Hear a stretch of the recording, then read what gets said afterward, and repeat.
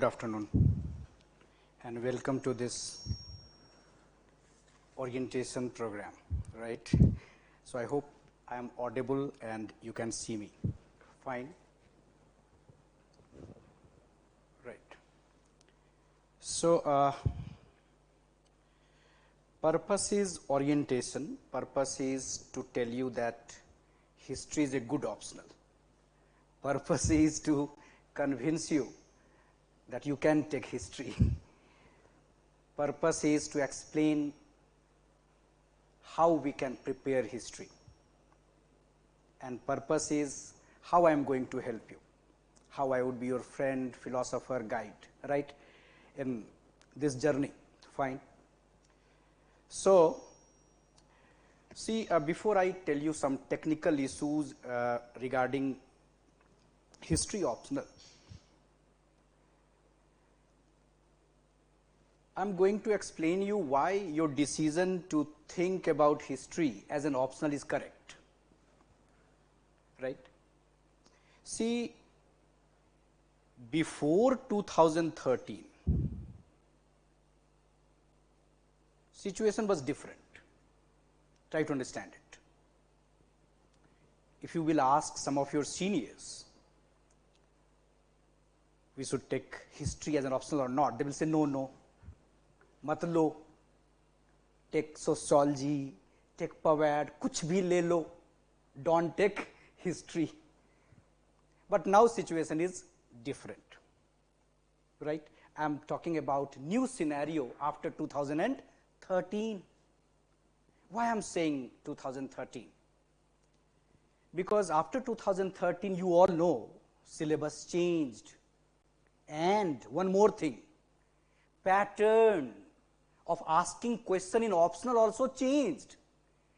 If you remember, in our university days we used to write 5 question, right, 60 marks question if you are from Delhi University, 60 marks question, 5 question, we can guess, we can reproduce some facts. But now situation is different. Now you will see in one question there would be A, there would be B, there would be C, not in history, in most of the optional. So situation is different. So now we can also score more in history. I hope you are getting it. And one more thing I said, after 2013, history is a major portion of your general studies. So therefore, your decision to think about history is appropriate, is relevant, is important, fine. So, before I tell you the features and you can say different dimension of this history optional, first try to understand, right, the advantage you are going to get, right, from this history optional. Is it fine? You know this, but I want to assert, I want to tell you this, that your decision is right decision. First point, if you can see, right, first point is what? First point is, right, you can easily understand that, just a minute.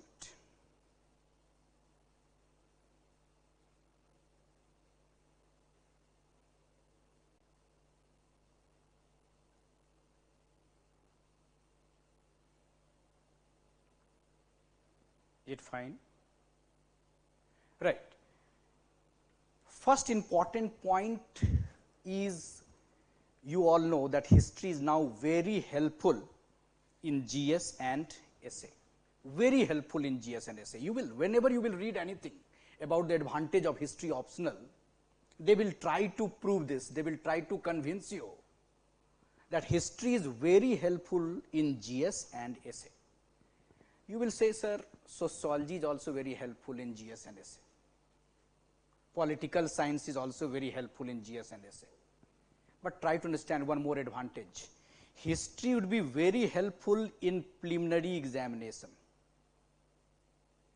If you have history optional now, 20% question, 20 out of 100 question, from history, right or wrong? And you all know this, those 20 questions which they are asking in general studies, they are not NCERT based. I hope you are getting it. They are not NCERT based. You need, application. Now they are asking question related to Swadeshi movement, which you cannot get even in Bipin Chandra. Last year, have you noticed that? In history, they are asking questions which are tough. So if you are reading only NCERT, not working on history, first disadvantage you have is there would be a problem in preliminary examination. I hope you are getting it. If you have history as an optional, you have this advantage to read beyond Bipin Chandra. You have the option to prepare modern India even from other books. You have the option to prepare history from IGNOU booklet. I hope you are getting it. So you can devote more time on history. So there would be advantage in this 20 question or not, tell me frankly. If you have history as an optional, direct advantage, you can check, right? If you have history and geography as an optional, in preliminary you have direct advantage. Why? Because you have to prepare so many things and you can devote more time. So it would be advantageous in preliminary examination. And in main examination also you must be knowing it. Huge overlap history has with GS syllabus. Huge overlap. I am not going to elaborate those things, you will be knowing it. But even in the main examination, paper 1, right, you have world history, you have postmodern, you have modern, you have culture. And in culture, you don't know what they are going to ask. They can ask you Krishnadev Rai, they can ask you Indus Valley town planning. So now you think about it. You have history or no history? You have history optional or no history optional? You are preparing history optional. Right or wrong? I hope you are getting my point. Even if you don't keep history, you have to prepare history properly. You have to prepare history, ancient, medieval, cultural part. You have to prepare modern. You have to prepare world history. Suppose if you are keeping any optional, you have to prepare history. So why not prepare history? I hope you are getting my point. So huge overlap, right? Right now I am not going to detail, right? I am not going into the details of those overlap, right? You will be getting it. So now in the post 2013 scenario, history is very relevant, is a very important subject in the UPSC scheme of things, very important. So things are changing, fine. So history is very helpful in GS and essay. If you have history optional, you can save your time. This is right. I hope that it is convincing. You can devote more time on current affairs. You can devote more time on economy, polity or different area, because you know that out of 100, 20 questions you are taking care because you are working on your optional. Even in the preliminary examination, even in the main also, essay also, interview also, but my focus is first priority, first gate is what? Preliminary examination. And if history is good, 20 questions you would be in a position to decide. I am not saying that once you take history optional there would be a guarantee. No. If you are a good student of history optional, these 20 questions would be relevant for you. Because now they are not asking simple question in history. Fine, this is okay. First point is okay. Now, I am coming to the second point. Why you should take history? Advantage of history. It's a very simple subject, very simple, no technicalities. Theories are conspicuously absent. Theories are noticeably absent. Any optional you go, there will be some theories. Suppose in sociology also, functionalism, conflict theory, right? Different thinkers. in history, no thinker. Plain. I hope you are getting that. There would be some views according to X, according to Y, according to Z, but those views would be 4 or 5 that you can get in the class.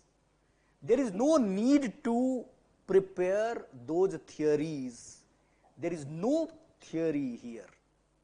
And if there are some theories, suppose in modern India, safety valve theory, you can get it within 2 minutes, and that you are preparing for GS also. I hope you are getting my point. So in history, it's a simple, subject. You have information in different heading. You have to prepare it. You have to revise it, and you have to reproduce it.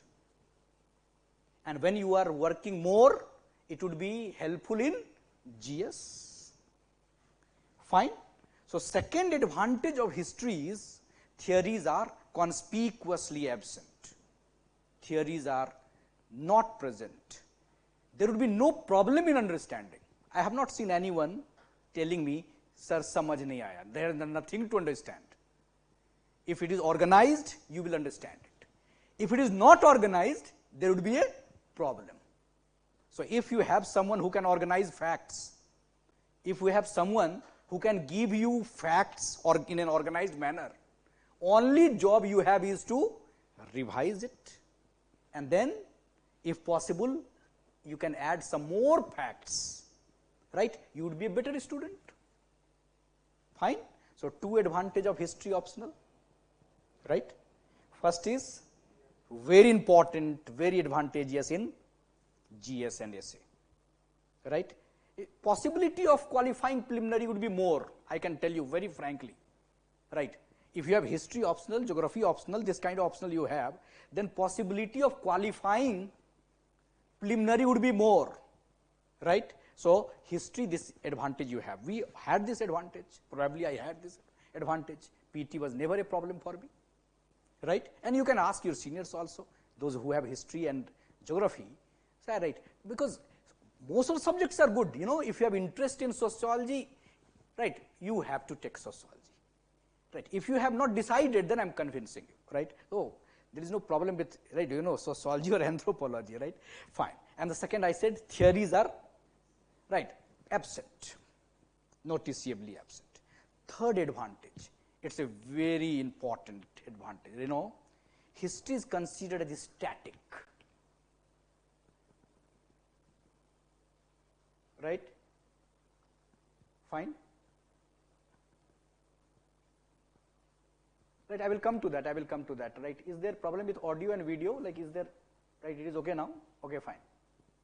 Right.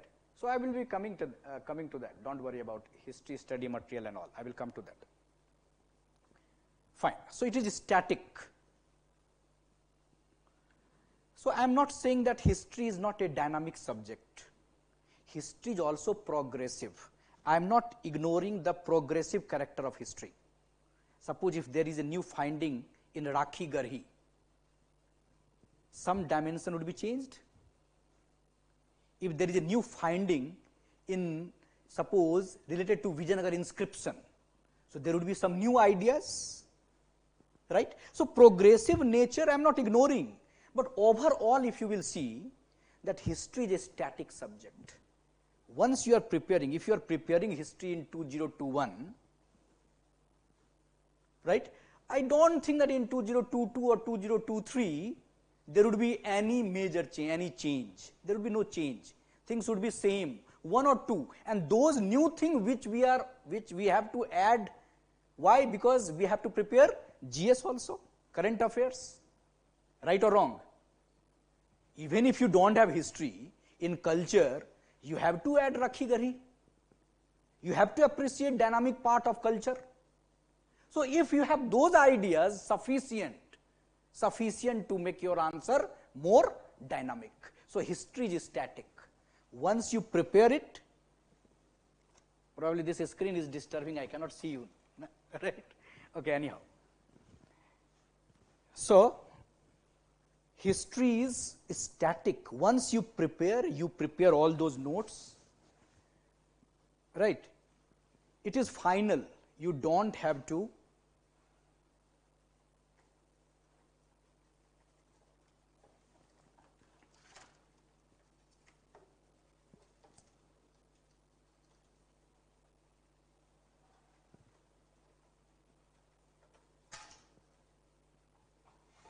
okay, thank you. Fine. So, I said it is static, it is a great advantage. Once you make your notes final, it will be final, right, for even your next attempt if you need that, right. So, it is static. So, great advantage. Then the fourth point I would like to explain that it is safe. Why I am saying it is safe? You know why? You will come to know this optional can give you 320 marks. Yes, correct. But next year you will see that I could not score even 260. But history will give you average marks in any scenario. And now even 300 plus is also possible in history. Right? Just inquire about it. 2019, 2018, engineers, people from medical background, girls, fashion technology students, they have scored 300 plus in history. As they are not topper, so you don't know. You know only about X or Y or Z optional. If you will inquire, you will come to know that people, they have ranked 404, but their marks in history was 316. So no one actually highlighted those marks. So you realize that history is not actually scoring. No, history is scoring. You go and inquire. People are qualifying. But yes, they are not topper. Last 7-8 years, there is no topper from history. So therefore, people think that history is probably not very popular. It is still very popular. I hope you are getting my point. So history is safe. Why? Because once you prepare it, once you have material on different topic, once you have revised it, so if not 316, you will not get less than 290. So it is in that sense very consistent. And if you will work hard, you can get more than 300. And I told you, just go and just search on internet, engineers, student from fashion technology. I'm not talking about history background, history graduates. No, they will never, because they would not be satisfied. History graduate student, they would not be satisfied. If you will add 4 points, they will be searching 5 more. So there would be some, deviation kind of thing. Right? They will go to library, they will add more. Suppose in medieval India, I will say Satish Chandra is good, but you will go for J.L. Mehta also. Right? You will inquire about some more books also. Right? So other than how you will consolidate? If you will expand, you will not consolidate. But average engineers, they are, they know how to prepare. You will give him notes, they will revise it, they will reproduce it. So they are qualifying. They are getting good marks. Fine. Science students are more successful in history. I am telling you that. Is it okay? So it is safe also. So I said, why history? Very important in GS. Very important in essay writing also. Historical background. Right? Why history? Because it is a simple subject. Theories are noticeably absent. Why history? Because it is static. It is progressive also, but right, that idea of progression or the dynamism is so slow that you can easily prepare. And then it is safe, and it is scoring also. Then I want to explain one more thing here, that in history they ask direct question. This is important. Probably you will say, no sir, aisa kyun bolta hai? I have seen question, they are very tough. Right? So they are asking direct question also in history. Try to understand what is the meaning of this direct question. when you will see the syllabus of history optional, you will realize that it is huge, right? In paper 1 they are giving 12 topics, in paper 1 in section A 12 topic, section B 12 topic, then in paper 2 also 14-15 topic in modern India, and in one topic 6-7 points. So syllabus is huge, syllabus is elaborate, right? So in that sense you will see that no, you should not take history. But try to understand, syllabus is elaborate, not huge. They have elaborated everything. In one topic, they have mentioned all those topics, subtopics. And questions they are asking directly from those subtopics. I hope you are getting my point. Try to understand it. This is important, this is important. Otherwise, you will get a wrong picture. Suppose I said in paper 1, right, just for example, just see, just I want to show you.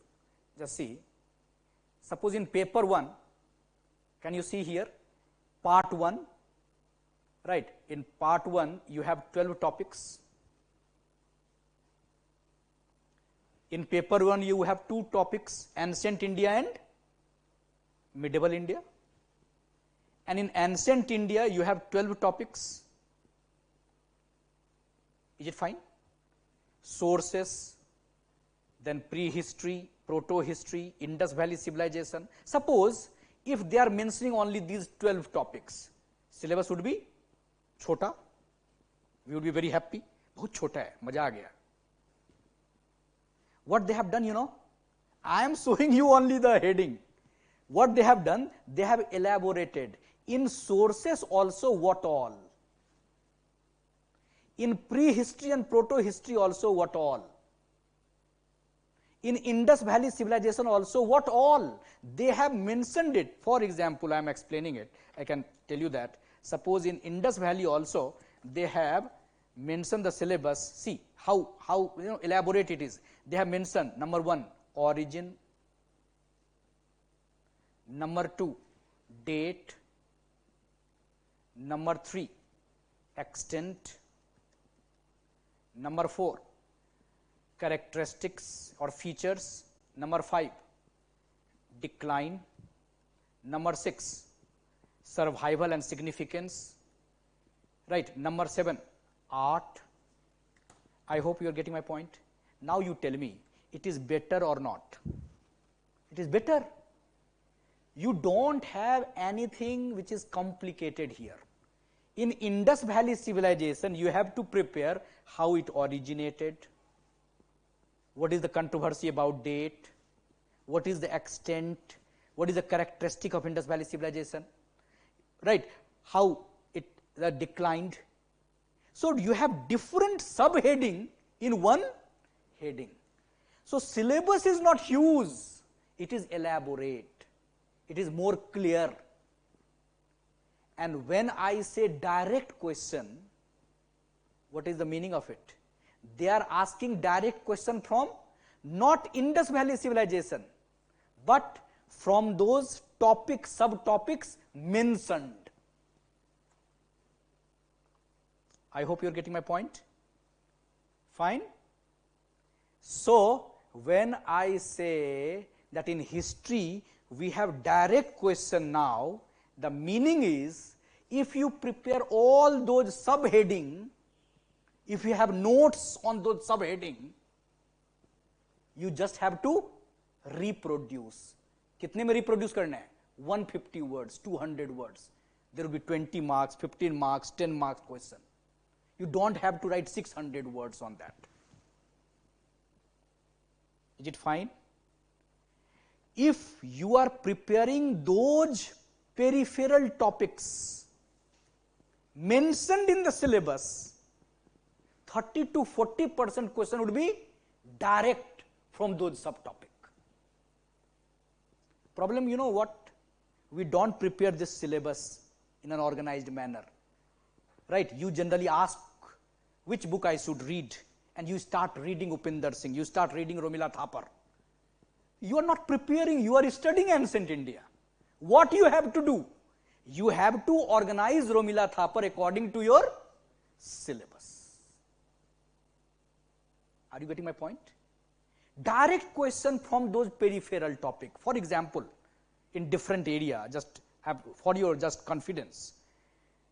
In 2020, they asked impact of Alexander invasion, 2020, last year. Impact of Alexander invasion. Impact of Alexander invasion is mentioned in syllabus in subheading, right, you can say, right, in the subheading, 6, period of Mahajanpadas. Last topic mentioned is impact of Alexander's invasion. Last year they asked impact of Alexander invasion, direct question. I hope you are getting my point. Suppose they have asked last year on Sangam literature, mentioned in the syllabus, directly asked. Temple architecture of Pallavas, they have asked last year, mentioned in the syllabus. They have asked Mughal painting last year, directly from the syllabus. If you have idea about Mughal painting, just reproduce that. You have a better notes, just reproduce. Suppose some complicated, suppose Hindi literature in Mughal India. It is a tough question or not? Yes. Hindi literature in Mughal India. But when you will prepare Mughal India, in the syllabus they have mentioned Hindi literature. So are you not supposed to prepare 5 points on Hindi literature if it is mentioned in the syllabus? Yes or no? Yes. And they are asking it. If you have not seen it in the syllabus, it is tough. So what I am telling you, what we do, we prepare popular area, Asoka, Akbar, right? We prepare popular Alauddin Khilji, and we ignore these areas. Suppose they have asked 2019 Jainul Abidin. Why? Because in the syllabus, first heading is given Jainul Abidin of Kashmir. So if it is given in the syllabus, you are supposed to prepare or not? Yes. I hope you are getting my point. What I am saying, those questions which you think tough, suppose condition of agriculture in Delhi Sultanate, it is a tough question. Why it is tough question? It is mentioned in the syllabus, just from Satish Chandra or from IGNOU booklet, from NCERT, you collect 7 points on agriculture of Delhi Sultanate and just reproduce it. You will get 75% marks. How it is tough? I hope you are getting it. So what is the challenge? Challenge is to syllabus, challenge is to prepare the syllabus.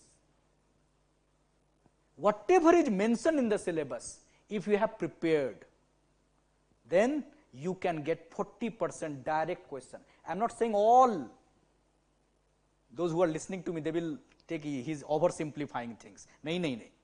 40% direct question from those peripheral areas mentioned in syllabus. And what would be my job? My job would be not only to prepare you those popular area, to give you material on those peripheral topics. And peripheral topics will be sounding tough, but they are easy to reproduce because we have less material on them. Alauddin Khilji would be more complicated, but condition of agriculture in Delhi Sultanate would be less complicated. Suppose they will ask you when you will write your main examination, development of insurance in Mughal India. It would be a very tough question. Insurance in Mughal India?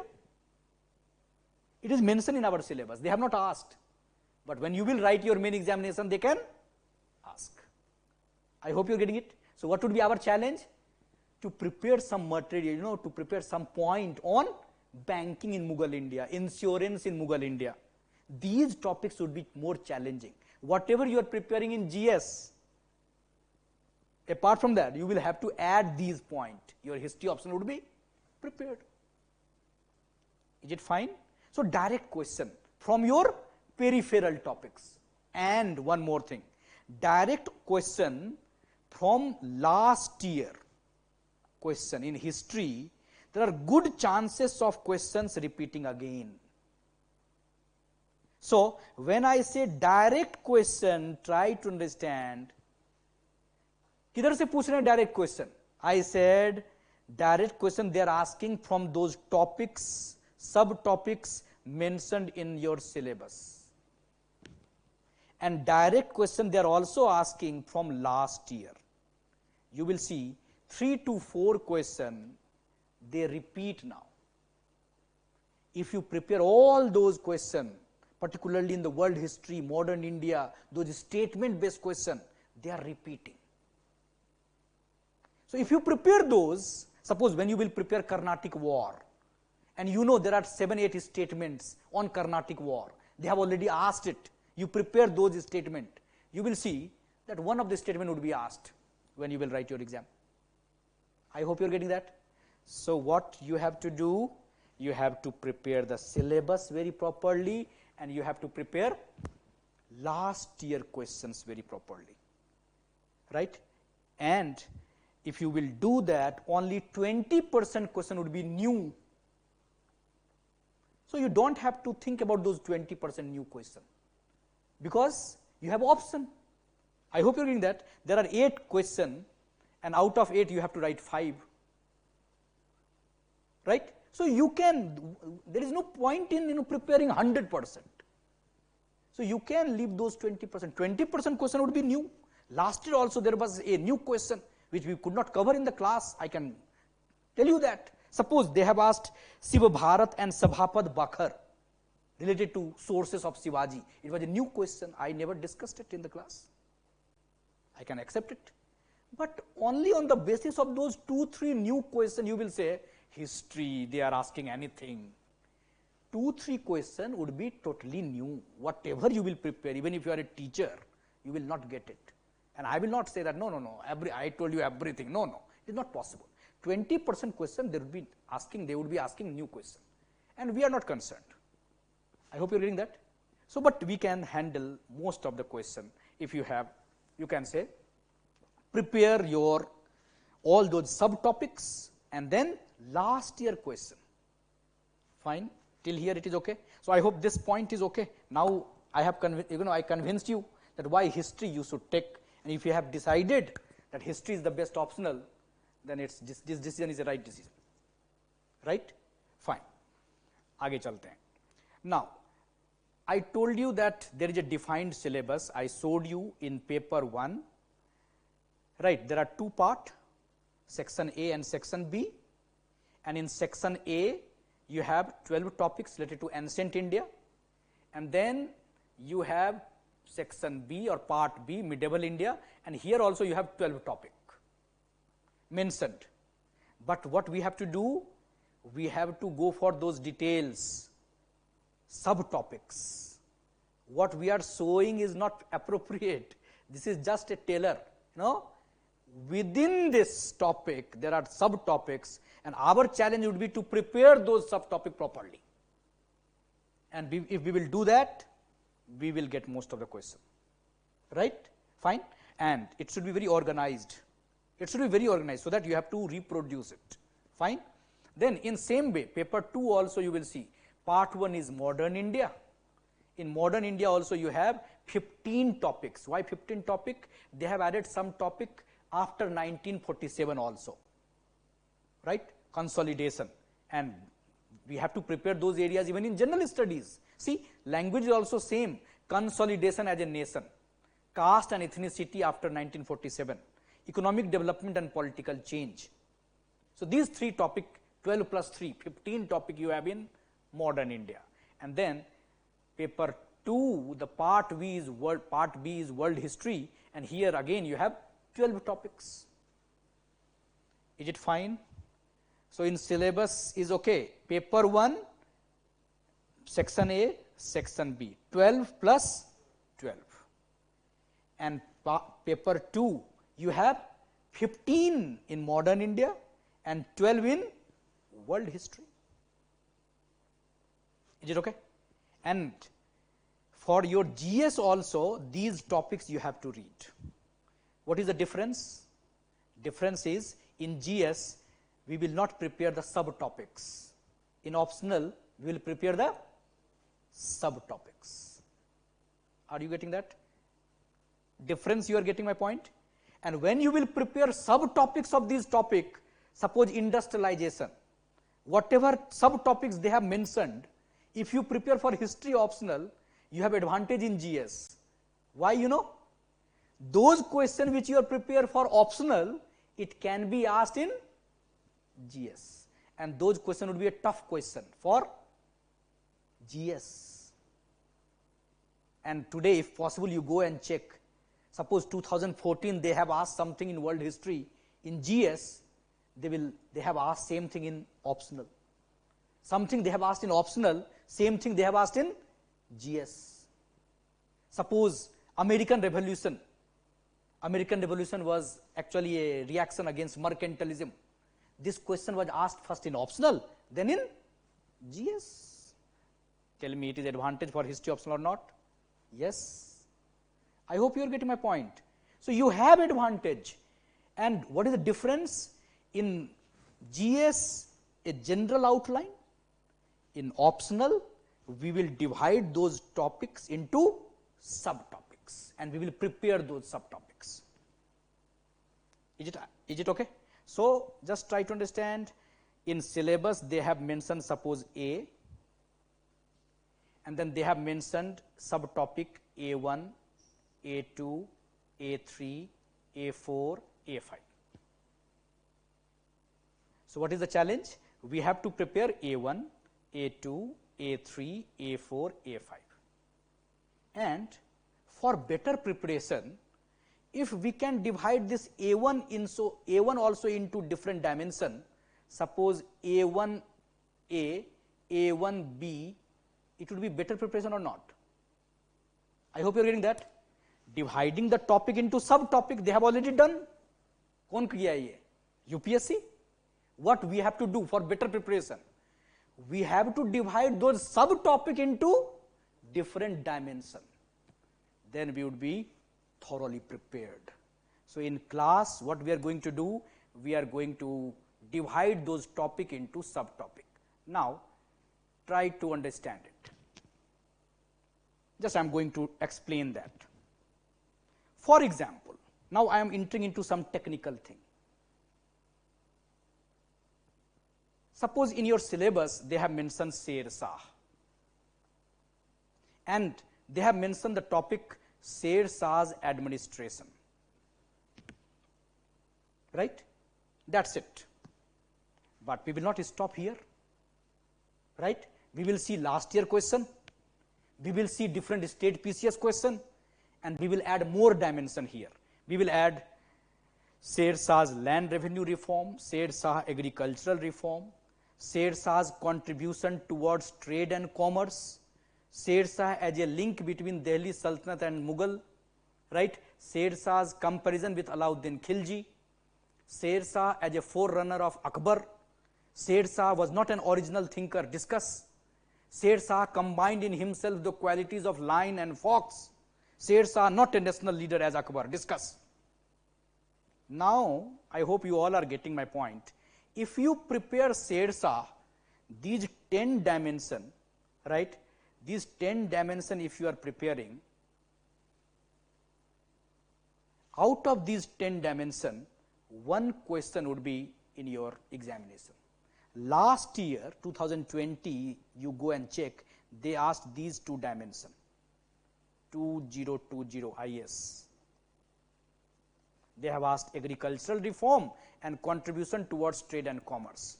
This was the question, 20 marks question probably. I hope you are getting it. I hope you all know Sher Shah. I will be telling you, you can say, my approach is in it. Sometime I will behave like 9th class student, right? So when you prepare Mughal India, you have Babur, then you have Humayun, then Humayun was, compelled to leave India, then came who? This man, Sher Shah. And after Sher Shah, his successor, but Humayun again recaptured the throne. And after Humayun, you will see again Akbar, then Jahangir, then Shah Jahan, right? You will see, then Aurangzeb. So who is Sher Shah? Sher Shah is this man. What is the beauty of this Sher Shah? He was not from Mughal dynasty. He was an Afghan. He was a son of a petty Jagirdar, right? But what he did, can you believe it? He captured the throne from Mughal. And when he captured the throne from Mughal, after that he started consolidating his position. He ruled only for 5 years. And within 5 years, he did administrative reform, land reform, trade reform, agricultural reform, and he is considered as precursor of Akbar. He is compared with Alauddin Khilji. So he is unbelievable administrator, a remarkable figure, super, man. You cannot believe this man from a remote area coming, capturing the throne and developing an administration. So UPSC, they are asking question from Sher Shah. In your syllabus, they have mentioned Sher Shah's administration. But what we will do in the class? We will try to divide this topic into, suppose 9 or 10 subtopic. Like I divided his administration, his land revenue. Suppose you prepare 5-6 points here, 6 points here, 6 points here. So can you write 150 words on them? A good introduction, then those points, and then a good conclusion. That's it. Is it okay or not? And you think that if we will do that, we can get direct question? Believe me, we can get. So what is the idea? Syllabus. In syllabus you have topic mentioned, then they have mentioned subtopic also. But in the class, what we are going to do? We will divide that subtopic into different dimension. And then when I will divide it, and I will compel you to read Satish Chandra. Go and just read Satish Chandra. I want some points on these issues. Right? You will gather points. In class also we will add points. These 10 questions would be ready-made for you for your examination. Only job is to revise and to reproduce. Fine? Right?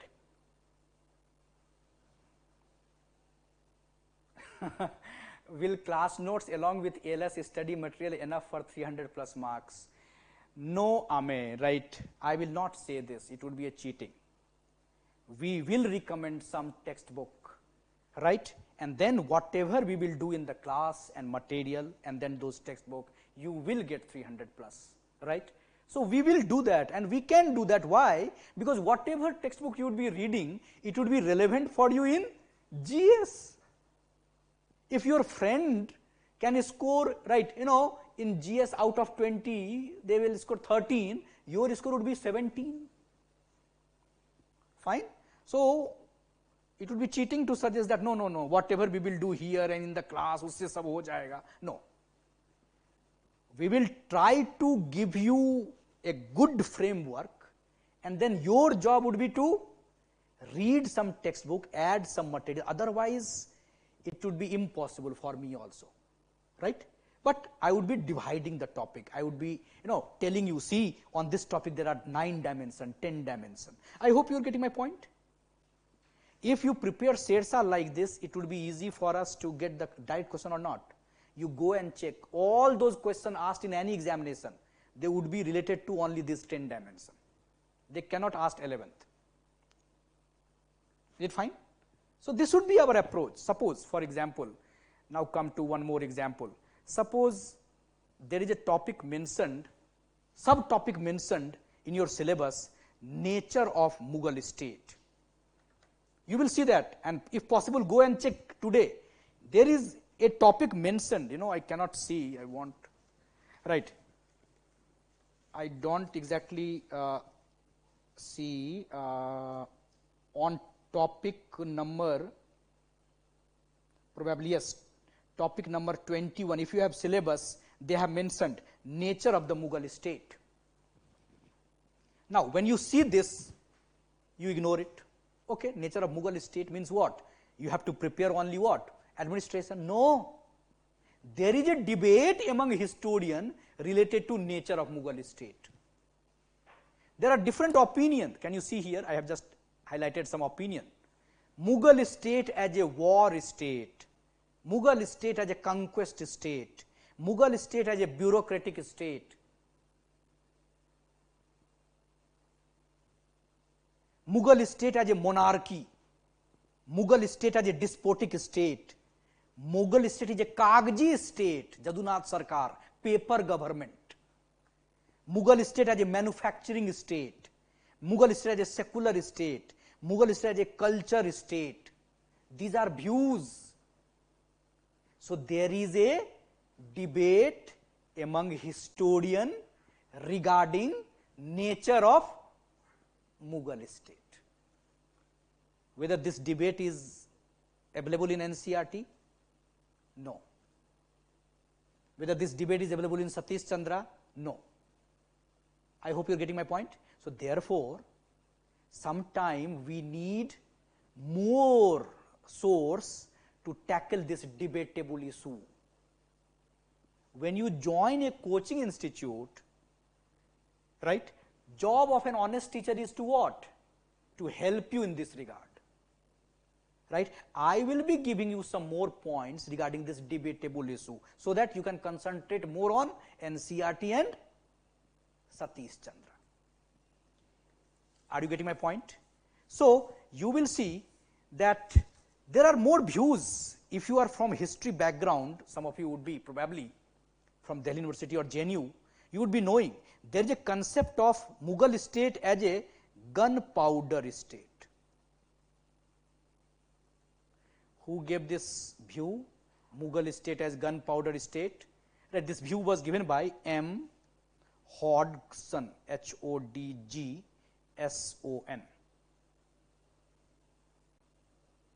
Right? Now you tell me, suppose I am from Delhi University, graduated, right? So I know gunpowder state theory. But if you are an engineer, it would be Greek and Latin for you. But suppose if you are getting it in the class, you can use this concept in the examination. I hope you are getting my point. So if you are writing Hodgson's theory of gunpowder state also, your answer would be better or not? Yes. And you are not going to get it in the coaching material, because all those old teachers, they had no idea about this, because these concepts are 90s or 2010, 2012. Right? Those fresh graduates probably from DU or JNU, they would be knowing it. And who will check your script? Professor. They would like to see this concept. I hope you are getting it. So how I would be contributing as a history graduate, right? I am telling you. So in this debatable area, I would be adding different view. Suppose there is one more view, right? Suppose, just for example, I am not going to, I am not trying to, disturb you by this kind of complex thing today, but it's still just giving you some idea. Right. Right. Second view is what is called Stephen Black's view. Have you heard about Stephen Black? Stephen, at least those graduate from DU, they would be knowing it. Stephen Black's view. Stephen Black is very popular. It's not new. He talked about patrimonial bureaucratic empire. Mughal empire as a patrimonial bureaucratic empire. Now try to understand it. If there is a question, discuss Mughal state as a patrimonial bureaucratic empire. It would be a tough question. It is a part of syllabus or not? Yes, it is a part of syllabus. Why? Because what is mentioned in the syllabus? Nature of Mughal state. Whether in GS we prepare nature of Mughal state? No. In GS you know that there is a Badshah, there were 4 ministers, empire was divided into Suba, Suba was divided into Pargana. That's it. Here we don't need those facts. Here we have to convince in what sense it was patrimonially bureaucratic. Actually, here we will be discussing Mansabdari system. I hope you are getting that. So, Stephen Black's view. Then Strawson view. Strawson said that Mughal state was also close to segmentary state model. Segmentary state model, I hope you all are aware segmentary state model is a South Indian model of Burton-Steen, Chola state as a segmentary state. So he said even Mughal state had some feature of segmentary state. Kaun bola? Right, you will see Strawsett. I just wanted to tell you that what we are going to do. First acceptance is whatever is mentioned in the syllabus, you have to prepare. Second point, in those mentioned topic in the syllabus, in different books or in different journal, we have to search what all they can ask. I would be dividing those subtopic into different dimension. This is not possible by, you can say, a student who is actually not from history background. Probably this is missing, and if I will give it to you, right, it is not difficult to manage. I hope you are getting it. And this kind of topic would be 15-20%, but those 20% would be coming in examination again and again. And of course, if you have history as a background here, these 50% area would be, they would be comfortable. So you are competing with them in this 50% area. Suppose they are asking, discuss some of the features of Mughal administration. Whatever you have prepared in GS, same thing you repeat, right answer. But if they ask, discuss different views of historian regarding Mughal state, then this topic is complicated. This topic you need some views. We will discuss Athar Ali, we will discuss Satish Chandra, we will discuss Irfan Habib, right? We will discuss Black, then we will discuss some Jadunath Sarkar and others also. Fine? Is it okay? Okay? You are getting it? I just wanted to convince you that how we can prepare history very properly. One thing I can tell you, those who qualify, they are well organized. You have one book, one register, syllabus wise notes, and you are revising thrice, and then test papers, writing it, you will qualify. There is no need of any technical thing here. If you don't know something, suppose segmentary state model, you don't know. So you have 4 points, you reproduce it. That's it. Are you getting my point? Right? So is it fine? So 2 example I just try to suggest, Sher Shah and then Mughal state. Suppose one more example, suppose if you are familiar with, right, Indus Valley civilization. Now this topic is also debatable. They generally ask question, you will see either origin of Indus Valley civilization or decline, both are debatable, there are different views. If you will read any good book, Upinder Singh or any good book, you will see different views you have. Initially we used to think Aryans came, invaded, Indus Valley civilization disappeared. And who was the culprit? Indra. Circumstantial evidence suggesting Indra as villain. Who destroyed the forts made by Indus Valley people? Indra. Who told you all this story? Mortimer Wheeler. क्या बोलेंगे इसको? Aryan invasion theory. Right? So like this, we have many theories regarding decline of Indus Valley civilization. Theories of Wheeler, theories of Dales, theories of Rakes, theories of M.R. Sahni, then Lambrick's theory, fair service theory, D.P. Agrawal and Sood, survival and continuity theory. Then you have Syrian Ratnagar theory, then you have Gurdeep Singh's theory, and finally we will write decline hua hi nahi. Are you getting the answer? Why? Because only thing that happened was de-urbanization. There was no decline. Indus Valley civilization continued. Are you getting it? So answer is prepared. You have to write 200 words, suppose. Introduction, 10 views, conclusion. And you have to explain that in what sense environmental factors, in what sense suppose Lambrick suggested or Agrawal suggested. So you have to explain 10-20 words, right? And you have to give the argument. We are not accepting one view. What we are saying, Probably all these views contributed. So these are, Indus Valley civilization. So what you need, suppose you are not mentioning these views, historians' opinion you are not mentioning, they will come to know about it, because who will be evaluating your answer? Historians, those history lecturers, professors, they will catch you. So you don't need NCERT. Yes, you need NCERT. How you will prepare? From NCERT, suppose Indus Valley civilization you are preparing, you will prepare basic information, right? And as an optional student, we will be highlighting some debate-based topics.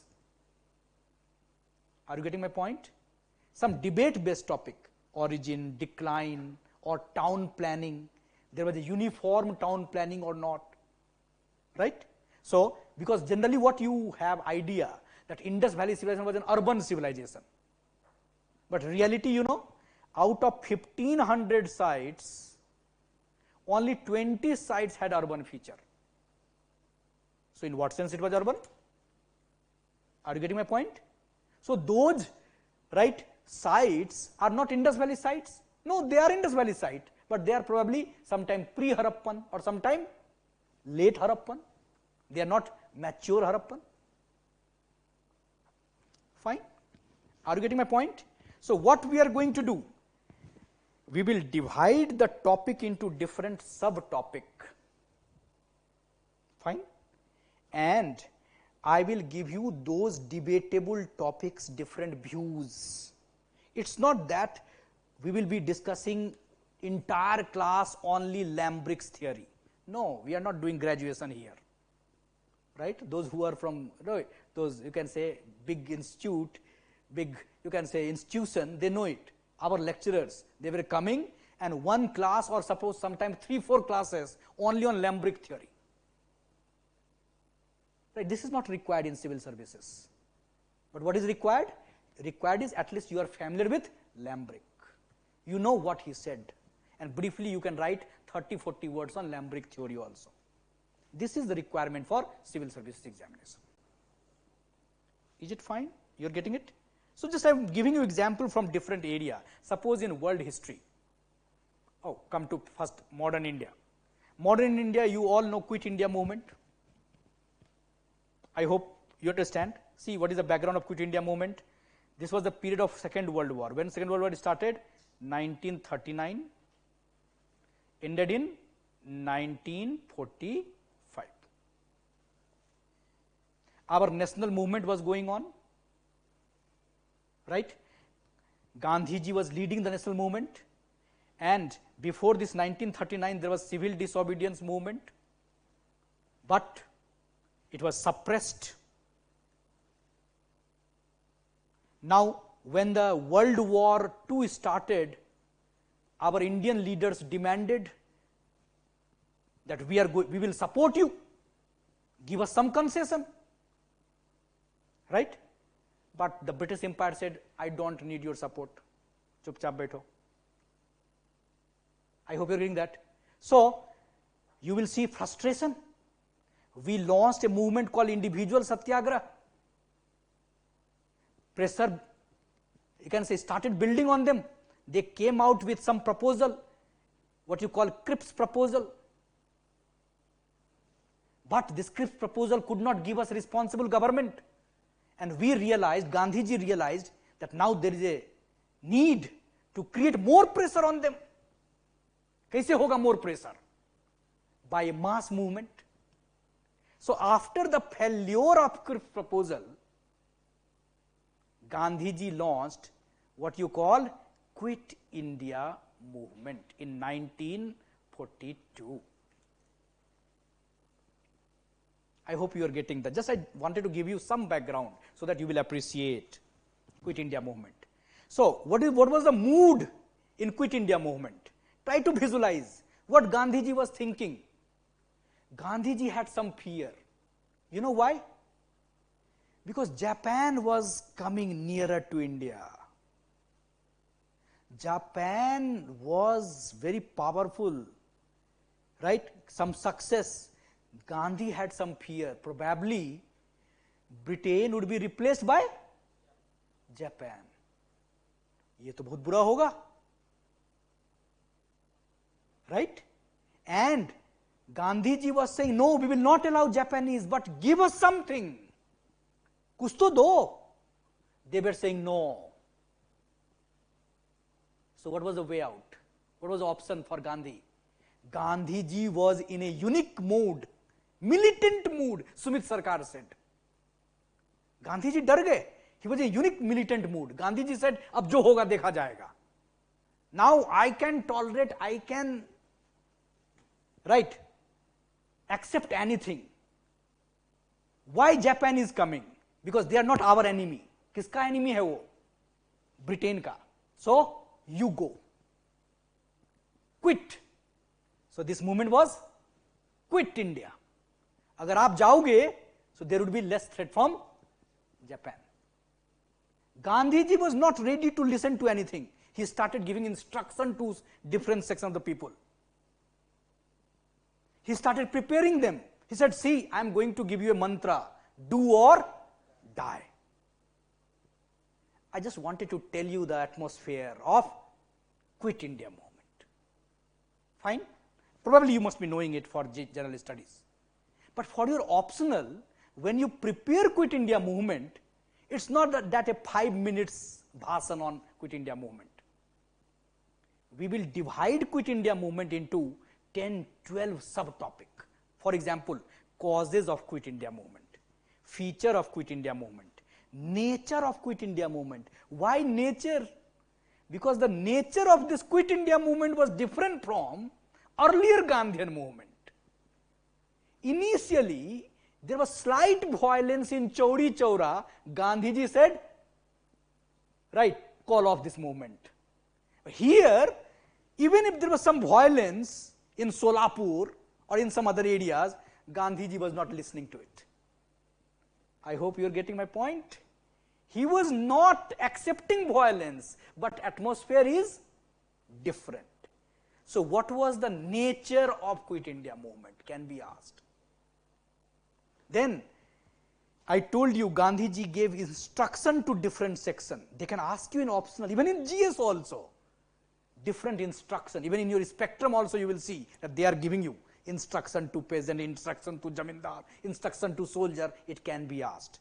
Then underground activity was one of the feature. Jayaprakash Narayan, Azad Dasta, they can ask you. Then different parallel government formed in Quit India movement. Right? In UP, in Odisha, in Bengal, Tamlak Sarkar. So they can ask you separate question on parallel movement.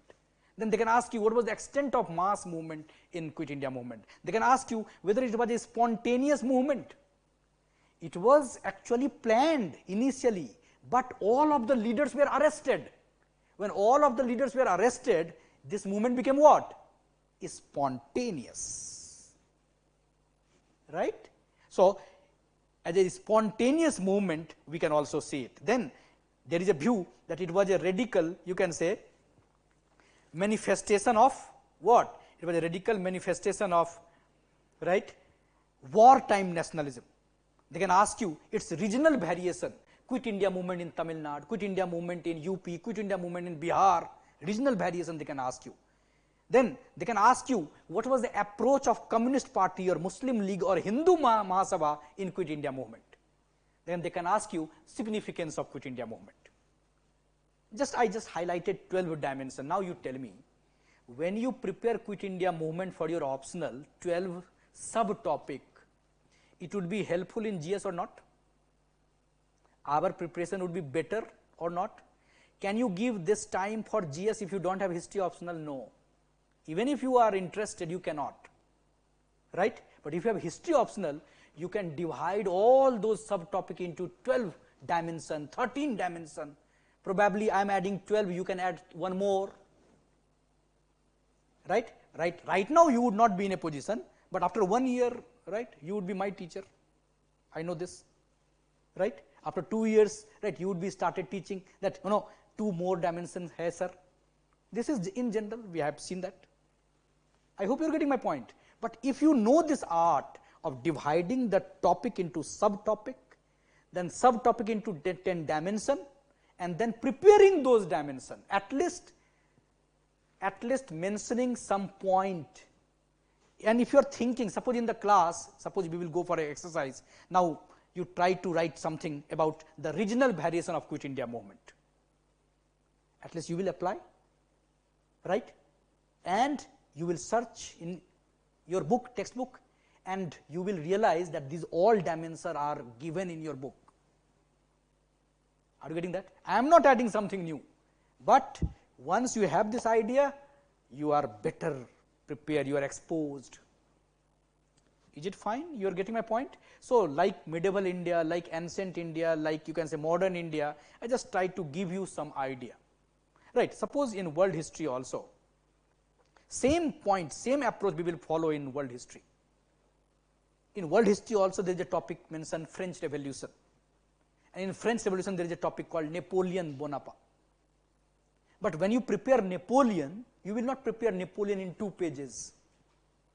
You will divide Napoleon, how rise of Napoleon, his military campaign, his continental system, his civilian work.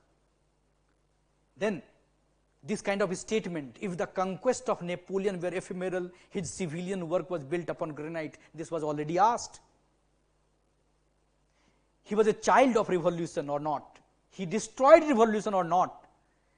What was the cause of his downfall? Then his contribution. So when you prepare Napoleon by dividing this into different dimensions, you will realize, right, that you will be waiting for new question. Suppose when you prepare French Revolution, you know, French Revolution in 1789, and Napoleon became powerful after 1790s. He became the Emperor of France in 1804 around, and then he lost in 1815. So, for history student, this era is called Napoleonic era. And as he became the emperor, historians say, he destroyed French Revolution, because French Revolution was against despotism. He became the emperor. So, we will see how Napoleon contributed. And when Napoleon was defeated, all those European rulers, they were very relaxed. They defeated Napoleon. Now French Revolution is dead. But you all know, you can kill individual, you cannot kill an idea. So idea of French Revolution again re-emerged after 1815. So they can ask you, the death of Napoleon was not the end of French Revolution. Discuss. I hope you are getting my point. So just I discuss 1 minute, and you understand the importance of Napoleon. This is the beauty. I hope you are getting that. And now, if you are reading it today only, you would be better candidate. And if you will postpone it, after 6 months you will lead, today I am teaching, then there will be problem. मुझको गाली देगा, कुछ नहीं बताया, बेकार है. Because why, you know? Because you will lose that interest. Are you getting that? So we will divide those topic into subtopic. I will be dividing it. I will be giving you some point. I will be generating interest. I will be simplifying the topic. Then I will be giving you some material also in PDF form online, and then you can say some, you can say hard copy also offline. You have to revise it, prepare it, then there will be a test. Ideally nahi hoga, kar diya. We will see it whether you are doing it, and try to understand these effort which you are actually making for optional, it would be helpful in your preliminary examination also, right? In the main examination also, GS, you would be relaxed because one part is fully prepared. Fine. So I hope you are getting how we should go for it and what we will do. And I, through this example, ancient, medieval, modern and world history, I try to convince you that see what should be the approach in history optional. It should be very organized and it should be cool approach, no complication, right? Your notes should be very organized. Suppose on Indus Valley Civilization, you have 12 pages. including, right, all those questions asked on Indus Valley civilization, then what is the fear? Right? They will have to ask one more. Suppose they are asking totally new question, leave that question. Attempt Vedic. Are you getting my point? So, this way we can prepare. Fine. Now, coming to the next thing. Now, when you understood what is required, then what to do now? Is it fine? Whether we should discuss this, what to do? Yes, Amesh or anyone, Dhriti, if you want to ask anything.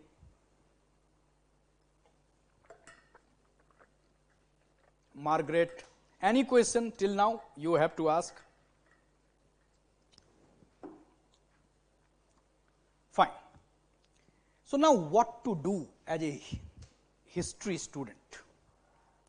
First suggestion is what I have already mentioned here, that stick yourself to limited but better source. See, this is the most important thing, limited but better source. I will be telling you what all would be the better source. Those who are joining institution, so for them class notes, then some printed material, right, and then some test question discussion, whatever we will do in the class.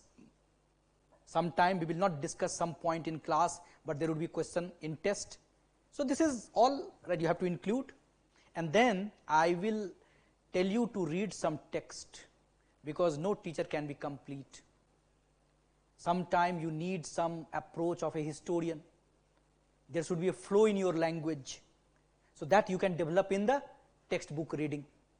So, if you will do that, and limited text, suppose for ancient India one text, medieval India one text, right. So, you can easily handle it. So, stick yourself to limited but better sources, right. If you will start, if you have money, you know, most of the people, right, they have money, and whatever, whenever some topper is saying X book, same day you are ordering on Amazon, right. छोड़ना नहीं है, IAS बनना है, छोड़ने का नहीं. So, this will actually create more problem. I hope you are getting it. Don't purchase it, right, even if you have resource. Stick to limited resource, just see the book, inquire about it, and whatever books you have, right, just read it. And then as a reference you can think about any book for civil service examination. This is the first thing. Second thing, analyze the difference of opinion different writers have about particular event. This is important. In history you don't have theory, but I have already told you how you have difference of opinion. I hope you are getting it. If you are from science background, probably this, right, area would be complicated for you. Suppose when you will prepare Ashoka's Dhamma, in GS you have idea about Ashoka's Dhamma, but for your optional you have to add different historians' opinion, different writers' opinion on Ashoka's Dhamma. I hope you are getting it.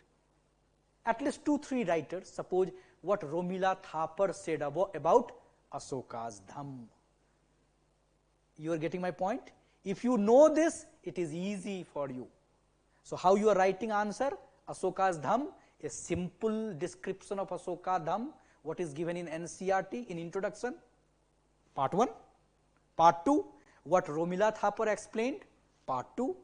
Part 3, suppose you have 2-3 more view, Upinder Singh's view or R.S. Sharma's view.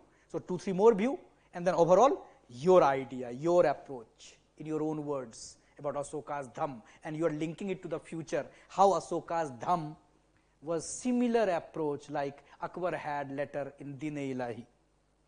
Are you getting that? What you are doing? You are linking it to, you can say, any topic which will come later, right? Or what is the core of the Ashoka's Dhamma? In ancient India, this man talked about toleration. This was the core. So, what is required? I said limited but better source. If you have limited source, there would be clarity. Your idea would be simple. Difference of opinion you must, right, prepare. Otherwise, you would not be a good candidate for history optional. Are you getting that? Suppose, why Gandhiji called off non-cooperation movement after Chaudi Chauda? In GS, you have two views. Whatever is mentioned in the spectrum, Bipin Chandra, you are reproducing it. But in optional, you need three opinion about it.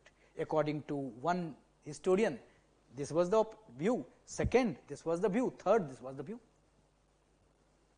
Is it okay? Suppose permanent settlement. Permanent settlement, demerits, merits. We will write the same point like we are writing in GS. But here what we will do? According to Holmes, according to this historian. Are you getting my point? So, our approach would be changed. So, in history writing, right, in optional, you have to analyze difference of opinion different writers have about a particular event. If you know this, that this issue is debatable, suppose nature of 1857 revolt, there are difference of opinion. You must be knowing something, I would be adding something more. Suppose nature of Vijayanagar polity, nature of Chola polity, this is debatable area. Fine. So, in optional, whatever understanding you have, then some historian's opinion you have, and when you are joining an institute, joining any good teacher, you are getting it ready-made, right? Suppose you are reading some good textbook, suppose I am adding 4 points, you can add one more, right? If you are not reading any book, you say no, right? I have paid, I will not do anything. Don't worry. Whatever we will do in the class, just try to reproduce it. Fine. So, it would be a basic answer, good answer, you will get safe, you will get decent. But if you will add one more, you will get better, right? Okay. Then in history, what I would always suggest, that knowing events is not enough, linking is required, right? What is the meaning of it? Linking is required.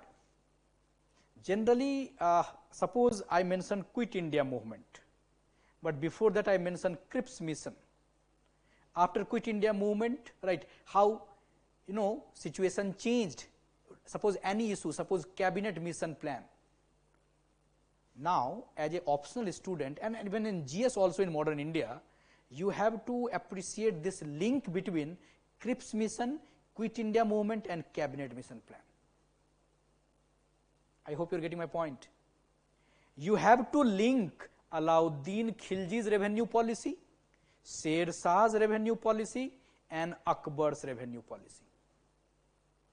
You have to link Napoleon, you have to link Napoleon and Hitler. In what sense both are same? In what sense they are different? Are you getting my point? So, you have to prepare this, you have to link this. Sometimes they will not ask straightforward question. I said only 30-40% question directly. Sometimes they will link 3 topics. So, whenever we will prepare it, we will try to link different topic. In history, linkage is very important, right? And when you will link it, you will remember it, right? So, a good student can link different topic, right? And if you are in a position to do that, you will score better. Fine. Suppose implication, anything, you can say explaining in a better manner when you have this linkage, right? Suppose decline of Delhi Sultanate, when you are preparing, decline of Delhi Sultanate, you can write better when you can link Muhammad bin Tughlaq, Firoz Shah Tughlaq, then Taimur's invasion, then Sayyid ruler's approach, then Lodi ruler's approach. If you can link all this, you can explain why decline of Sultanate. Why? Because decline of Sultanate was not an event, it was a process.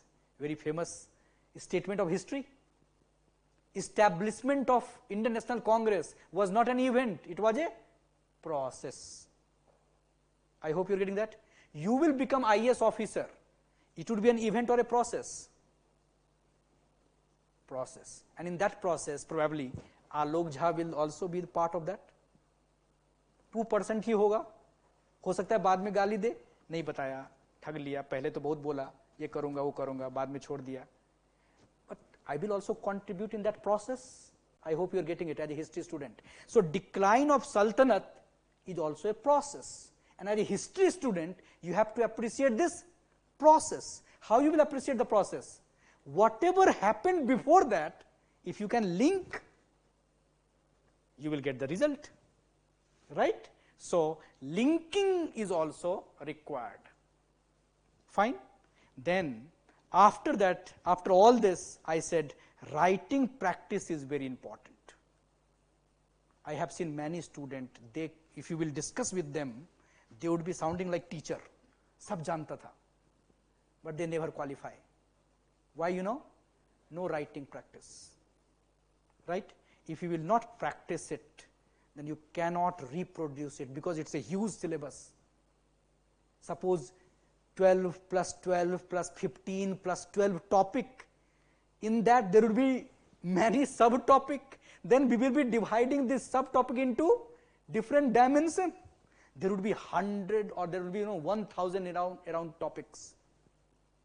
If you will not revise it and if you will not test it, what is writing practice? Testing your revision, right? So writing practice we will do in the class also, but that is one. After the course also you will keep on writing, joining test series or anything. If you are not joining, you are writing on your own, right? We will be the part of one group, so you would be sending, right, some of your answers, or right, your friends can also discuss that, see, this is not good, this is good. But writing practice is must. If you will not do that, all this whatever we have discussed is theoretical. Fine. So writing practice is important. And then the real game changer is map game. Now briefly I want to tell you about this game changer. In history, if you want to score 300 plus, you have to handle this question called map based question, right? Just try to understand it, right? In this map based question, right, just try to, I am explaining it. Where they are asking map based question? In paper 1 or paper 2? Paper 1? किधर पूछता है? पूछता भी है कि नहीं? पूछता है? Where they are asking? In paper 1, yes, good. Just try to understand it. Okay. Now, so in paper 1, first question would be compulsory question, ancient India. Try to listen to me carefully. This is game changer.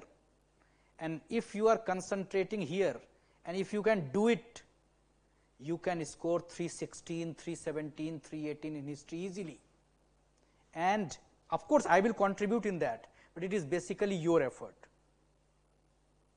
This is what I say map game. So first question is map based question, right? क्या पूछते हैं जरा देखो. They will give you a map, right? They will give you a map outline. They will mark some places, suppose 1, 2, 3. Like that, there would be 20 sites, right? Mark kar dega. They will give you the map.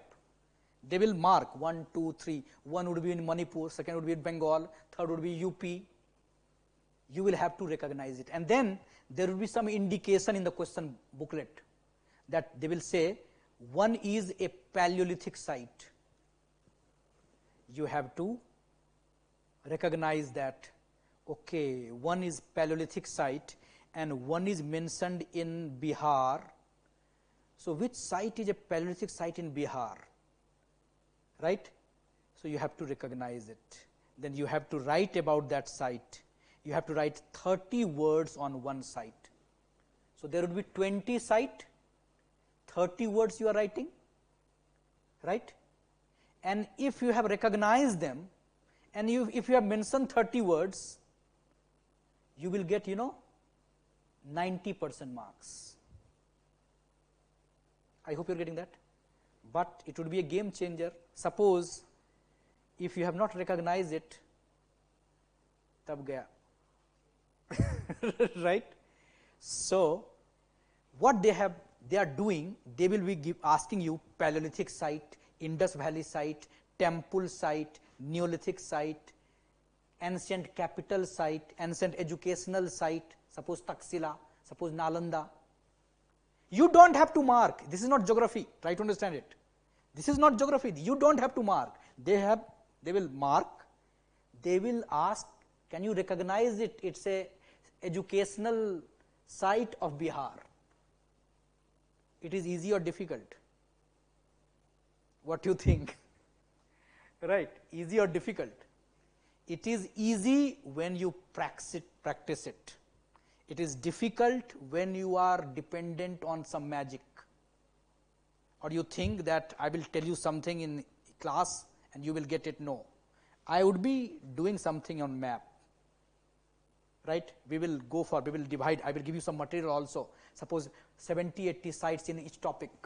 I will be giving it. But I want to tell you today that I will not be doing it. क्या करना है आपने?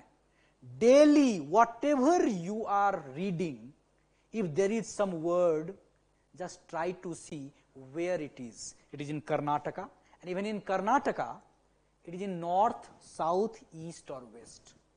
You will recognize it. There is no need to recognize the exact district, because map would be smaller map. I hope you are getting my point. पता थोड़ी चलेगा कि दिल्ली में है या गुड़गांव में है. Are you getting my point? In map, Delhi and Gurgaon would be same, So you have to prepare map very properly. And whatever you are reading, suppose any topic I would be teaching, in ancient India only, they are asking map only in ancient, not modern world history or medieval India. Fine. So ancient India, whenever you are reading your NCERT for even GS, what you should concentrate now on what? Today on what? Any place you make a diary. Suppose Harappa. So where is Harappa? Right? Map में किधर आएगा Harappa? A general idea. Right? Okay. Chanhu Daro. Sindh. Where is Sindh? Chanhu Daro. Right? Suppose Dhaulavira is in news. World Heritage Site. Probably when you will write your main examination, Dhaulavira would be asked. Last year they started asking places, current affairs based. Oldest mosque they asked. It was in news. So now they are asking current affairs based site in ancient India. So if you see any news in Hindu related to the megalithic culture of Karnataka, as a history optional student, what you should do? क्या करोगे? In your diary, you will write this site was in news. It is in Karnataka. Karnataka में किधर? Don't write district only. How you know that this district is in north, south or east or west Karnataka? You will recognize Karnataka. But ऊपर है या नीचे है, दायां है. Like I hope you are getting my point. You just try to prepare it. If you will do it daily, you will recognize out of 20 around 18 or 19 sites. Not all. Not all. It is not possible. Right? But at least if you can recognize 17 sites, you would be qualifying this examination. 17 should be our target. And I said I would also be doing in the class. There would be some separate class also, but don't depend on those classes, because that would be compilation. I would be, adding in one class, suppose 50 sites. How can you remember it? I cannot arrange, 50 classes only on 50 sites. No, it is not possible. Why I am saying all this thing honestly to you? Because idea is to produce topper in history. 7 साल में नहीं हुआ एक बार भी. Right? So we can do it or not? Yes. So if you will do it daily, map based, or in your study room also, you can make a map of India and some news, some important historical site is in news, you can mark it. Suppose Bhimbetka is in news, you can mark where is Bhimbetka, where is Madhya Pradesh. First challenge would be to see where is Madhya Pradesh, second challenge would be to see where is Bhopal, and then the third challenge would be in Bhopal where, north, south, east or west. Mark Bhimbetka. Right? It is difficult if you don't practice. It is not difficult if you practice. And what is the gain, you know? Gain is only this question can make you IS.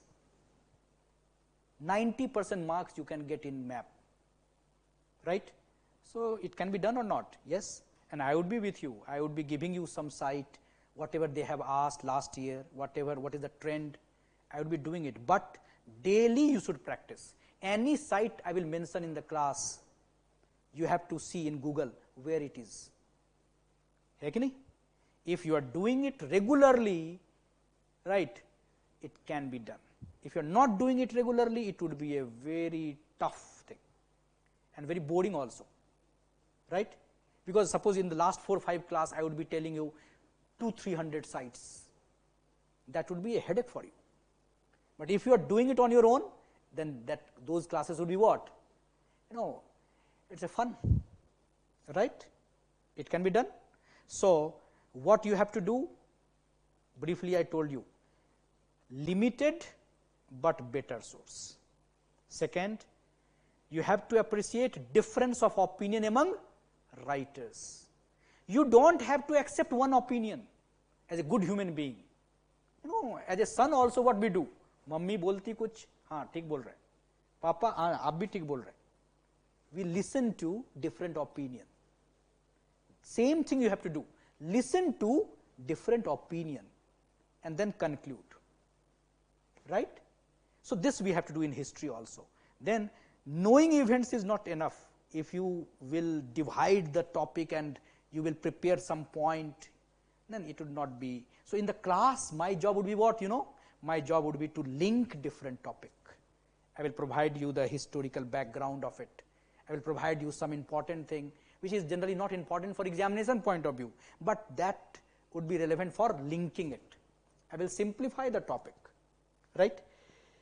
I will try to generate interest also. See, as a history student, if you don't have interest in Malabar revolt, if you don't have interest in Santhal Hul, then how can you write better English? I hope you are getting it. Your emotion will come. So my job would be to create that atmosphere so that you have genuine interest in that topic, and then rest your language, your revision. Because of course I have some limitation, therefore I am a teacher. But as a coach, I will tell you that, see, you have to add this. I am giving you this, you have to add this. And if you will do that, you would be qualified. If you will not do that, then there will be challenge, right? So we will try to make sure that you are doing it, right? And then, right, I said writing practice and map game, and I told you that map game is very important. Why I am saying game? Daily, any word you see historical place related to ancient India, repeating ancient India, right? So you just see where it is. Google करो, just see which state, क्या देखना है आपको? Which state, which part, which period, suppose Taxila, which period, and what is it? It is a temple site, educational site, trade site, port town, right? Prehistoric site, proto-historic site, historical site, and if you can explain it, you will get 30 words. Is it possible or not? Don't have to make notes. You have to prepare that diary, and it would be a daily basis. This diary should be with you, and I would be adding also in that diary, right? So that it would be compiled, right? 2-3 would be new, out of our reach. We will try to guess there in the examination, but 17 we can manage. Is it fine? All right. Then after all this thing, I am coming to what some of you asking, that what should be the basic reading text, right? The reading test. You can note down, right? The reading test, what all you can read, what you can purchase also if you don't have those books, right? For general studies, we recommended many NCERT books, 9th, 10th, 11th, 12th. So for your optional, you need to read all NCERT books. Any NCERT book, 9th, 10th, old, new, whenever you see, right, suppose 3 days, any medieval India 6th class, you read it. Are you getting my point? And when you are reading NCERT, always remember the syllabus. Just listen to me, try to understand it. So what would be your first point? You should remember the entire syllabus. Suppose, right, in any topic, Alexander invasion, today I told you that it is mentioned. And whenever you are reading the 6th class NCERT, an impact of Alexander invasion is given in 3-4 lines, you can concentrate on that. If you remember the syllabus, NCERT reading you can use. If you don't remember the syllabus, it will be directionless. Forget the question. Forget the question what they will ask, right? Don't remember the question. Right now, try to remember the syllabus and NCERT reading. Is it okay? Point 1 is clear. Any NCERT, if you have history as an optional, 6th, 7th, 8th, 9th, 10th, 11th, 12th, old, new, कुछ भी जहां मिले बोला 2 दिन के लिए दो, right? 2 दिन के लिए दे दो. You read it. Soft copy you are getting, read it, finish it.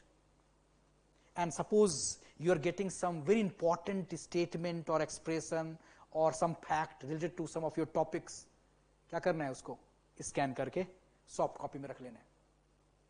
Are you getting that? Suppose significance of Roman trade in ancient India. In the 6th class NCERT, Romila Thapar in 1 page explained it beautifully. Same thing we can reproduce in examination. So when you will read it, you can just appreciate it. Is it okay? What you are doing everything for your syllabus. Is it okay? Now, after doing it, after doing NCERT, so part 1 is NCERT, right? I said NCERT is must. You can start. Most of your teacher, your senior will tell you that. NCERT reading is must. Don't jump to any big book or any coaching material or compiled material. Don't read any coaching material, compiled material. It will actually, right, disturb your preparation. Right? Coaching material in the end, not in the beginning. Fine? So NCERT you should start, and then after finishing NCERT you will realize that there are certain topics mentioned in your syllabus not covered in NCERT. You will realize it. This is part 2. So when you see the BA book or MA book of IGNOU, all these booklets are available online, so you don't need to purchase it. So those topics, try to understand it, those topics which are not covered in NCERT, you can see in IGNOU booklet. You would be very happy to see it. Some of your topics mentioned in your syllabus are directly from IGNOU booklet. Right? Even I would be teaching you on the basis of IGNOU booklet, but my job is parallel.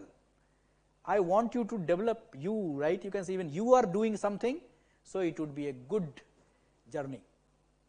If you are not doing on your own anything, right, then we both will fail. Fine? So I said what? First NCERT reading, 2-3 reading. If you are, suppose medieval India is not interesting for you, then 2 reading. After NCERT reading, whatever topics you realize that no, these topics are not given in NCERT, we never, you can say, saw these topics in NCERT, just inquire it in IGNOU booklet. You will get those IGNOU booklet. Fine? So these 2 will give you a very sound base. These 2 are enough. I would say that our class notes, printed material and NCERT and IGNOU booklet sufficient to qualify this examination. Sufficient, I can tell you that. But I don't want to take risk. As a reference material, there is a very popular book of ancient and early medieval India, Upinder Singh. Very bulky book. right, around 1200 pages, right.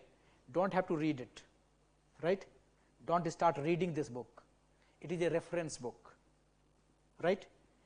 How it will be helping you? It's full of maps, full of diagrams, full of original sources, full of historical views. Are you getting my point? Suppose some topics, suppose for example, role of iron technology in the rise of Mahajanpadas. Now, when you prepare this topic, your NCERT or IGNOU booklet will not convince you, right. So, after the class, when you will consult Upinder Singh, you will realize that, oh God, this book is really good. They will give you 10, 12 points which are which are better than anything. And if you will reproduce those 10, 12 points, you will get very good marks. So, I said Upinder Singh would be a reference book. If you will start reading Upinder Singh, you will drop history. बोलोगे नहीं लेना है history. Never start with Upinder Singh, because these are reference book. Their object is not to generate, my object is to generate interest in history. Their object is not to generate interest in history. Their object is what? What they are doing? They are compiling all those new development, new research, right, at one place. I hope you are getting it. And it is very colorful, different color. So, you will enjoy it. And I said after the class, whatever I will teach you, after that you will see Upinder Singh, and you can add 2, 3 more points, right. Then your language also would be like a language of history student when you will read those good books. So, Upinder Singh would be a reference book. Satish Chandra, one Satish Chandra book is your NCERT class 11th. This is NCERT. One Satish Chandra book is Macmillan publication, 2 volume. This is also a reference book. How you will use it? Suppose there is a topic given in your history syllabus, Deccan policy of Aurangzeb, right. Now, on this topic, whatever we will discuss in the class, you need some more story making. So, if possible, if you will read Satish Chandra also, it would be okay. And suppose if you do not want to waste your time in Satish Chandra on that topic, no problem. Whatever we will discuss in the class, if you can reproduce it, then there is no need of Satish Chandra, because I would be using Satish Chandra also.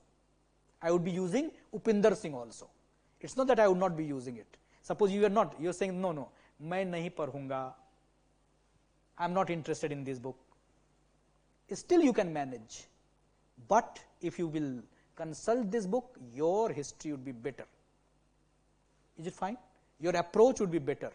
You will add something more what I will tell you in the class. Is it fine?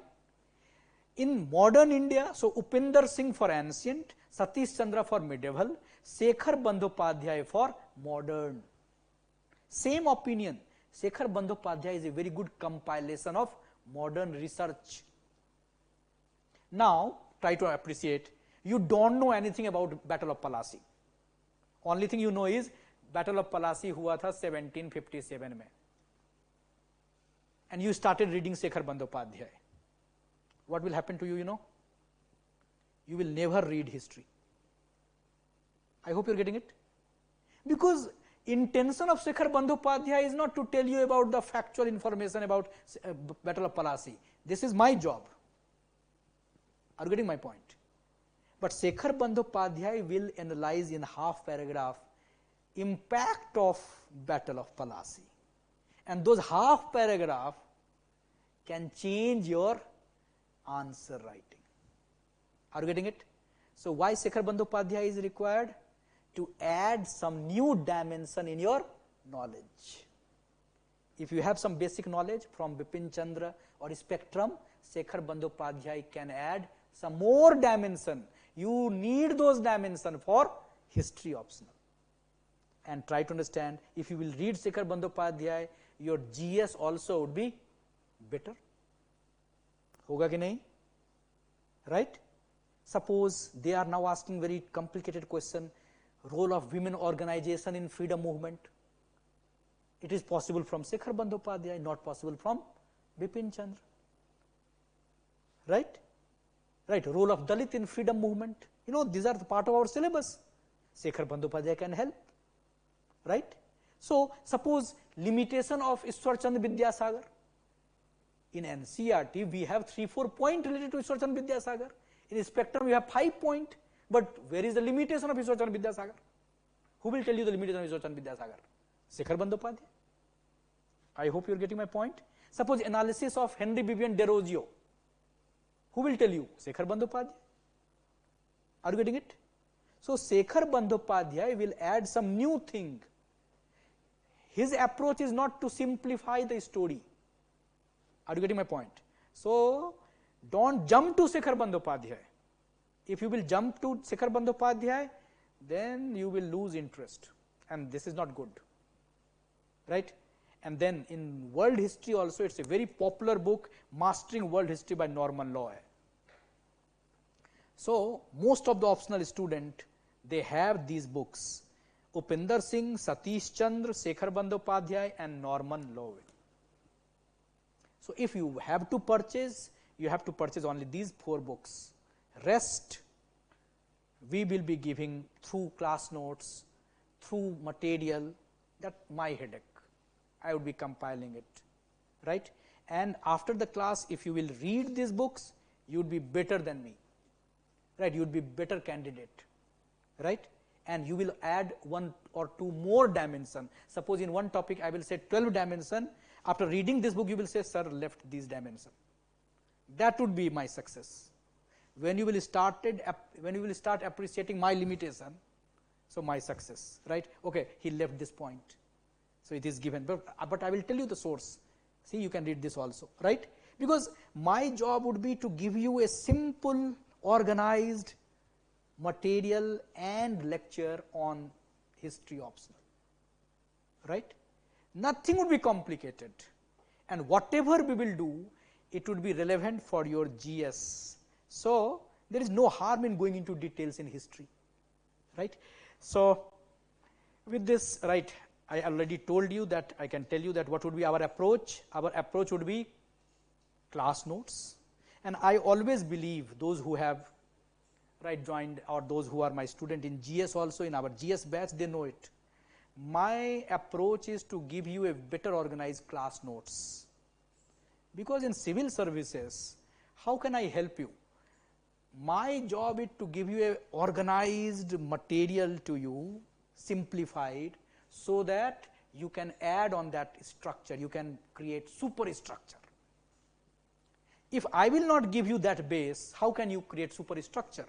So I will try to make sure that my class notes is complete. I will try to do that. Even in map, even in different approach, my priority is always class notes. Then with class notes, I would be giving you something printed material also through PDF. I said online and then offline, right? You know, some printed material, and that printed material would be like the syllabus.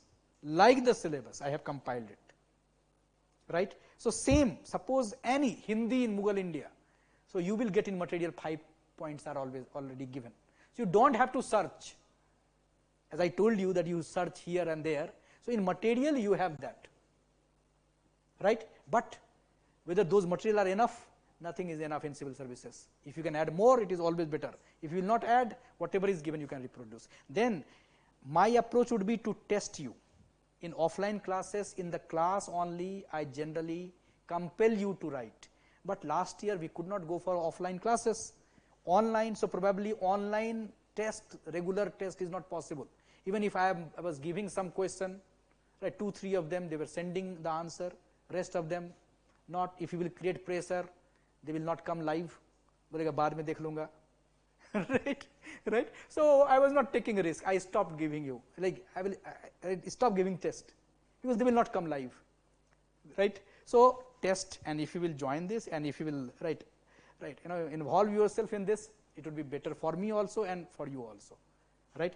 And then support would be through group, Telegram group, WhatsApp group, whatever the modern teaching is about, in 10 o'clock also you can ask, right?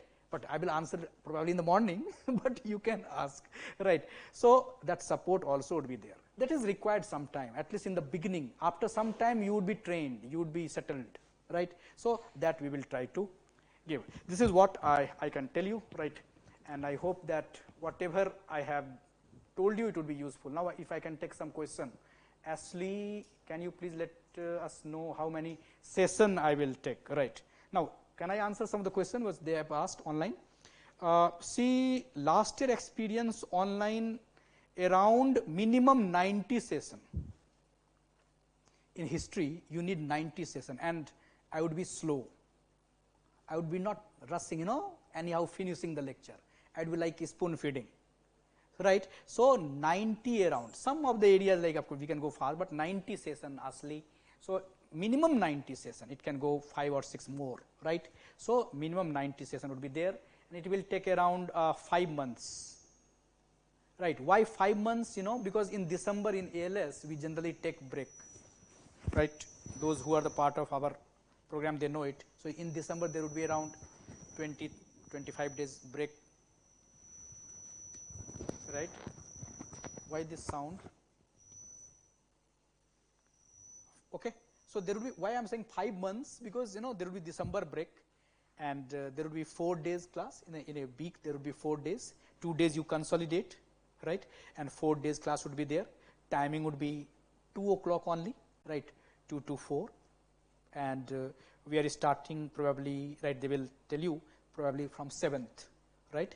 So this in 7th September we are starting, so that we can finish it by February, right? Easily, so that you have more time for preliminary to consolidate, right? So this is how we have to prepare. Yes, Nikita, how many hours classes will be going on? So Nikita, it would be 2 hours, but you would not be, feeling here, because my approach is totally different. I want to involve, right? I will involve you. So 2 hours minimum, fine. Rest probably I answered. Any question? कोई छूट गया क्या? कोई question which I could not answer? Right? Yes. Okay, right. So I answered all your question. Fine. So all the best, and hope like we will be meeting from 7th onward, right? And you don't have to worry about it. Like we are, right? We will be doing it very coolly, right, and very smoothly, right? And we will be preparing it like we have prepared the 9th, 10th class, right? So exercise, answer, question, topic, like that, right? So we would be managing this optional properly, right? So thanks a lot.